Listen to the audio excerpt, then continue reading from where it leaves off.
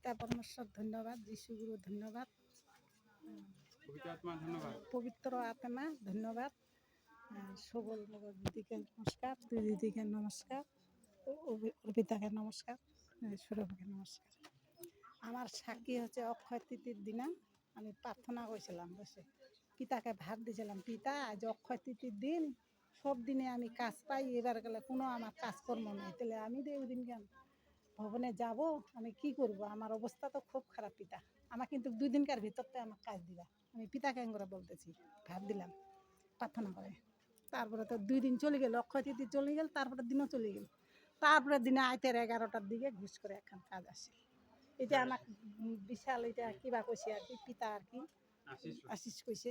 তারপরে দিন কাম আসি গেল, যাওয়া ফের কাজখানত গেল, কাজখানত যাওয়া হইল, সারাদিন কাজখান কোনো খায়া না খায়া বাড়ি আসিনু একটা 2:30টার দিক আন্দা বাড়ি হয়ে গেল, সকাল থেকে খাও নাই, আর ও গরম আর থাকতে পারো না এখানে, কোনো মতন করে ধেদুরিয়া আসিনু ওই বাড়ির থেকে, টোটোও নাই আস্তার, টোটো খুঁজেছু, টোটোও নাই, বাড়ি আসিনু, বাড়ি আসিয়া পান্তা ভাত ছিল, পান্তা ভাত খানো, পান্তা ভাত খাইয়া দে জ্বর আসিল সন্ধ্যায়, জ্বর না সেই জ্বর আর কিছুতেই সারে না, বারবার খালি ওয়াডর অয়েল খাইতে আছু, তারপরে নাচতে দুসা না দৌড়ি যায় না, ভাই বেটার হাতে ওষুধ আনানো, তাও আর জ্বর পালায় না। 10টার দিকে আমি কইছি, ওই জ্বর যদি এবার না পালাইস তো কিছুই করিবে না, দুয়ারও নাগাও নাই, দুয়ারলা তামাল মেলা, ওই যে 5টার দিকে শুই শিয়ান করে আর উঠিবা পারো না, বেরোবাও পারো না। তারপরে শোনা কি কোনো উলমাল খান নিকিলাম, এদিন উলমালটা নিকিলা বাপত বাঁধিল, বলছি যদি এখনে মোর জ্বর পালায়, এখনে যদি শরীরটা সুস্থ হয় আমি এখনে প্রার্থনার বসিব।